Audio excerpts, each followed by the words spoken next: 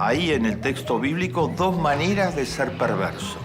Una que es por acción, aquellos que cometen faltas contra los demás, que los roban, que los estafan, que los saltean, que los dejan a un costado para enriquecerse. Y otra es por omisión, dice el texto bíblico, aquellos que pudiendo ayudar no ayudan. Y estos, los que no ayudan, pudiendo ayudar, es una conducta asimismo inmoral. ¿Y yo qué tengo que ver? Es una manera de negar toda responsabilidad individual en la pobreza.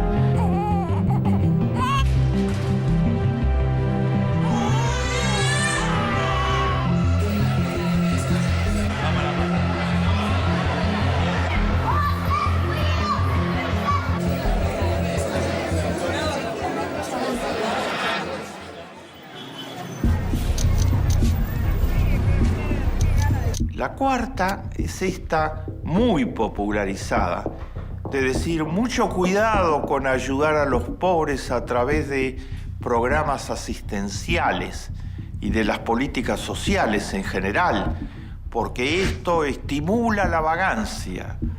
Esto está presente permanentemente en el razonamiento de muchas personas de la clase media que han sido engañadas para pensar de ese modo por algunos medios masivos de comunicación y por las élites. El razonamiento es: las políticas sociales son asistenciales y por lo tanto inducen a que la gente no trabaje. Por ejemplo, en términos muy prácticos, se dice, y ha dicho hace poco un líder político de algún sector político de la Argentina, en la provincia de Santa Fe, que fue candidato a gobernador de esa provincia, dijo: el hecho de que en la Argentina se haya establecido un subsidio a las madres pobres embarazadas, establecido por la presidenta de la Argentina, Cristina Fernández, es un error grave, porque las madres pobres embarazadas, al existir un subsidio, ¿qué va a suceder? Que muchas chicas jóvenes van a propósito a quedar embarazadas para poder cobrar el subsidio. Es una monstruosidad. No hay ningún caso de ese tipo. Ninguna joven va a quedar embarazada para cobrar un subsidio muy pequeño. La maternidad es demasiado importante para cualquier mujer como para llegar a una decisión de ese tipo. Es una manera muy barata y grosera de descalificar que se dé ayuda a los pobres. O se dice programas como los programas compensatorios que hay en casi toda América Latina. Son 80 programas que entregan subsidios a las personas pobres, en muchos casos a condición que las personas pobres manden a los chicos al colegio, se vacunen, como el programa Asignación Universal, el mayor programa social de la historia argentina, que está contribuyendo a proteger a 4 millones de niños pobres. Entonces se dice, se les entrega un subsidio y dejan de trabajar para cobrar el subsidio, porque dicen, ¿para qué vamos a trabajar si tenemos un subsidio? ¿Saben ustedes? Se midió hace poco los resultados del programa de Asignación Universal, cuya meta es proteger a 4 millones de niños pobres. El programa empezó hace 2 años. 1 millón de personas que recibían el subsidio ya no lo reciben más, porque entraron a trabajar. Todo lo contrario de lo que dice este razonamiento perverso.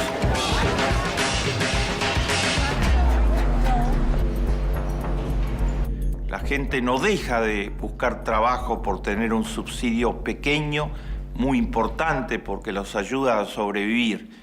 Sigue buscando trabajo y gracias a que tienen el subsidio, mejora la situación en su hogar, mejora la posibilidad de que manden los chicos al colegio, tienen más tiempo y posibilidades de autocapacitarse ellos mismos. Y el resultado ha sido que 1 millón ya no necesitan recibir el subsidio porque ahora tienen trabajo y entonces son cubiertos por la asignación familiar. Cuando las personas tienen trabajo, en países como la Argentina y otros en América Latina, se les paga por hijo a través de leyes. Por cada hijo se les paga una asignación familiar. Entonces ya no cobran más el subsidio para niños pobres porque ahora cobran la asignación familiar. Pero cobran la asignación familiar porque el subsidio sirvió para incentivarlos a buscar trabajo. Entonces es una falacia total decir que los pobres no buscan trabajo porque reciben un subsidio.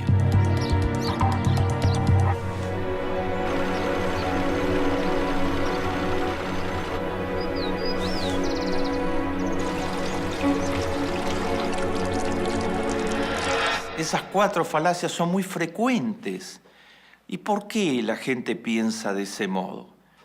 Y la gente piensa de ese modo porque no tiene información, porque su información sobre los temas de la pobreza son muy limitados, porque no sabe siquiera que existe un universo tan grande de gente pobre, y porque se la ha engañado es profeso.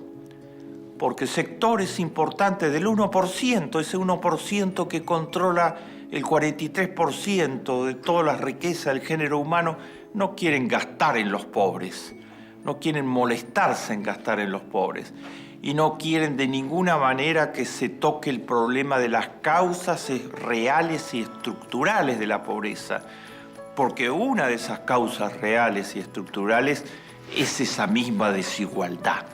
Son las muy grandes desigualdades.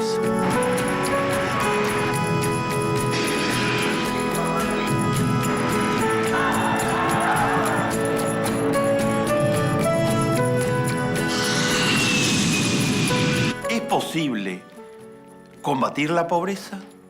¿Es posible eliminar la pobreza? De acuerdo a las 4 falacias, no. Porque si la pobreza hubo siempre, si hay en todos lados, si los pobres son los culpables de la pobreza, si yo no tengo nada que ver y si no tiene que haber subsidios, entonces no se ve cómo se puede combatir la pobreza. Simplemente un estado de cosas que acompañará al género humano, según dicen el 1%, muchos medios masivos de comunicación, y han convencido a una parte de la población para que piense así. Esta es la última falacia. Sí es posible derrotar a la pobreza. Sí es posible dar la batalla contra la pobreza y ganarla. La ganó Noruega, que no tiene ningún pobre en su territorio. Incluso todos los extranjeros que llegan muy pobres a Noruega, de África en muchos casos, inmediatamente son cubiertos por toda la legislación protectora y son rescatados de la pobreza. La ganó Costa Rica, que tiene muy pocos pobres, a pesar de ser un país pobre. No tiene ni petróleo, ni carbón, ni ninguna riqueza natural importante, y logró construir una sociedad donde lo más importante, la salud y la educación, disolvió las Fuerzas Armadas en 1948. Es uno de los pocos países del mundo que no gasta nada en armas y vuelca todo eso en salud y en educación. Y salud y educación son la gran receta para combatir a la pobreza.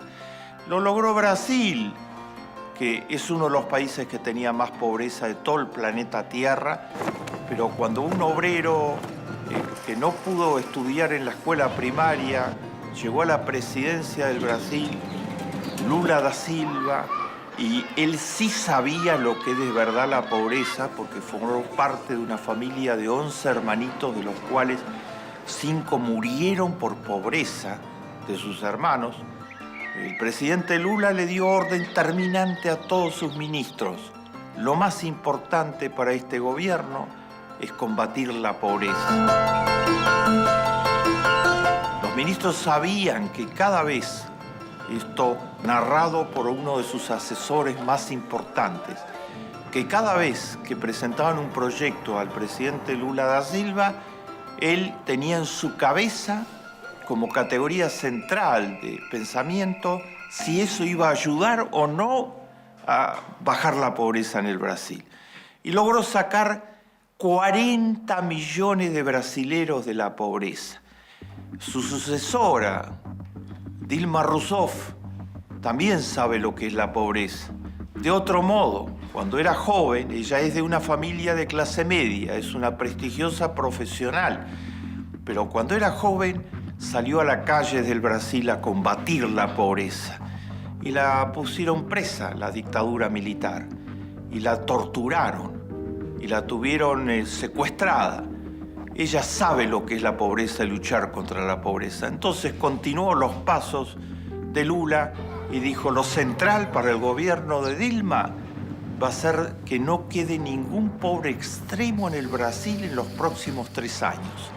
Hay 16 millones de personas en pobreza extrema en el Brasil. Ganan menos de $1 diario. Dilma creó Brasil sin miseria, un gigantesco programa que va a permitir que para el año 2014, con ayuda divina, no haya más miseria en el Brasil. Cristina Fernández de Kirchner se propuso que no quede ningún chico pobre en la Argentina durante su periodo de gobierno.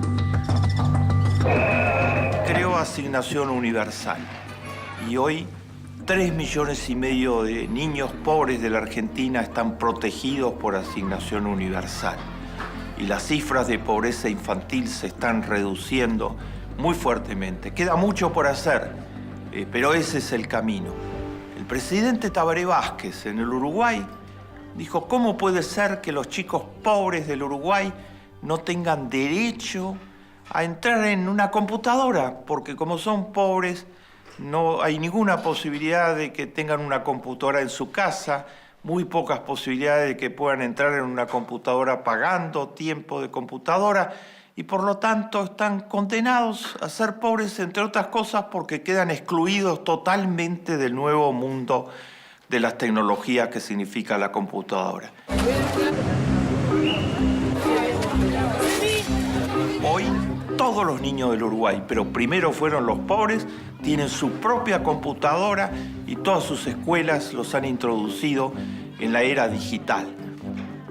Les mostré 4 falacias respecto al inmenso problema de la pobreza, todas mentiras para autojustificar las malas conciencias.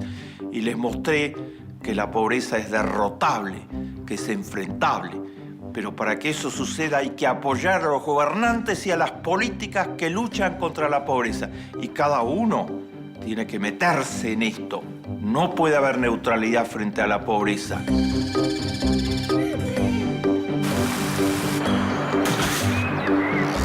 Con toda esperanza, más vale encender una vela que maldecir a la oscuridad.